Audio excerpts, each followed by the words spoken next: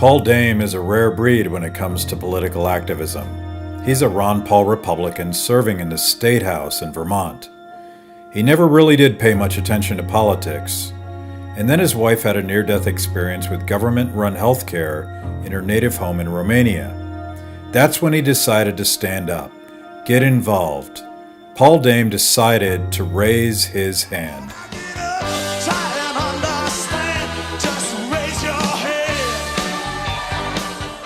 I didn't vote when I was 18. I missed that window, but I voted elections after that. But other than that, I didn't really know what was going on. I wasn't really involved. I didn't talk politics with people. Obamacare passed right around Christmas of that year. And then in 2010, Vermont says that is not socialized enough. And that's when I really started to get more involved because government-run healthcare had been part of my past, and I didn't want it to be part of my future. So you realized you had to get involved, and you really didn't know how to start. How did you start? I was interested in this guy, Ron Paul, who was running for president. Found out about this rally at the State House. So I said, well, I'm going to go check that out. There's other people here in Vermont, that like Ron Paul. And so I came here, and I met some people, and we were actually right here in this building. And I remember the person who was leading the event said, look around. This is what it looks like to have lovers of liberty in the seats of power. So you show up at this rally, you realize that there's other Ron Paul people, there's other liberty people, they're like cats, they're all over the place, and suddenly you kind of took charge. How did that happen? Well, we got through the primary vote, and a lot of people were kind of done. And I had heard, been reading things online and watched YouTube videos about this whole delegate process. And I had asked people who were in charge of events like the one that was here, like, what are we doing about this? And folks were like, well, that's not really our thing. So I said, well, if no one else is going to do it, I guess I'll raise my hand. So even though there was a lot of tension and people were handing out slates of these are the people that you should vote for, and my name wasn't on that list, but I just went up and talked to people that I didn't know and told them who I was and what I was excited about. And when the votes were cast, there were 14 slots, and there was Paul Dame in slot number 14. So by the skin of my teeth, here I was, no experience, and now I'm one of 14 people representing the state of Vermont at the Republican National Convention. But it was really cool because, here in Vermont, our largest stadium is at UVM, and we can seat, 3,000 or 4,000 people. And I walk in, I can still remember, you're going through all these little back channels, and you walk out, and there's this huge arena, and it's just like awesome. And I'm looking around, I'm like, there are thousands, maybe tens of thousands of people here in this same place that are excited about the same things I'm excited about. And so often we feel like we're this negligible minority and that we can't make a difference because we're only one person or 5 people or 10 people. And then to realize that we had thousands of people together and they're from all across the country. So you're emerging power player in Vermont Republican politics. Which that says more about Republicans in Vermont than it does about me. So I was contacted by the Republican House Leader, Don Turner, would you consider running for state rep?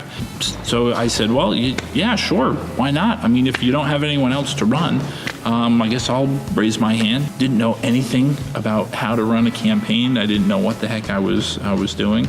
And so I just went out and started knocking on doors. Did palm cards and all that stuff. And then we get to election day and I get blown out of the water. I realized that I had kind of been bitten by the bug. But I walked away. Even the last week of the campaign, I was like, I should be keeping track of the people I'm talking to who are supporting me. Didn't even think about that the first time around.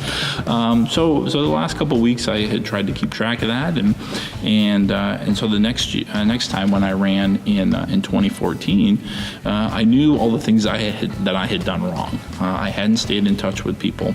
I hadn't kept a record of who was willing to help me out and who was supporting me, or even how many doors I knocked. I have no idea how many doors I knocked on the first time I campaigned.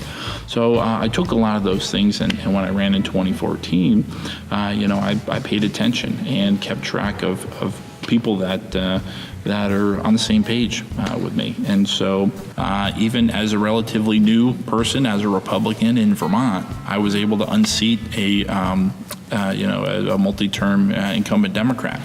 When you took office, you took these same tools and this cohesive community that you had built and applied it to getting some transparency inside this closed system called the state capitol. Yeah, and it rubbed a lot of people the wrong way because I was doing things that hadn't really been done before. So I'd be sitting in here, at the end of the day, trying to figure out how to paraphrase a lot of these bills and break it down in a way that the average person just trying to get dinner on the table can read it and understand it. And meanwhile, a lot of my colleagues just check the sign on the desk, know which way to vote, and head out the door and down the street to the bar. So you're an anti-establishment guy taking on the system, but part of the lesson of Paul Dame is not to break the system, but to fix it, to get people back in charge of the people's system. Yeah, I think that's fair to say. I wasn't coming here trying to blow things up, but it was just obvious that things weren't working the way they were designed. And so, one of the things I wanted to do was have more civic engagement so that the process worked the way that it was supposed to, and that people knew what was going on, and they could have an informed opinion about how they wanted to be represented. So when you don't have citizen involvement, people just come here and vote how their friends vote or vote how they're told to vote. But when citizens do get involved, then the legislators read the bills and they are accountable for what they're voting on and what they're doing down here. People with good information, it's good for citizenship, but it's good for liberty too. Yeah, I don't know what the path forward is for me other than I know that I got involved and I made a difference because someone asked me to raise my hand. And so one of the things I've tried to do is ask other people. And, I was the youngest delegate 4 years ago. This year I recruited the youngest delegate from Vermont. And because I said, well, hey, what do you think about running for this? Because that's what somebody did to me. And the same thing for the president of the YAL group, Young Americans for Liberty group at UVM. I said, hey, have you thought about getting involved in this? I'll help you out. And so I think part of it, at least for now, is trying to identify other people who all they need is for somebody to ask them, hey, you want to raise your hand for this?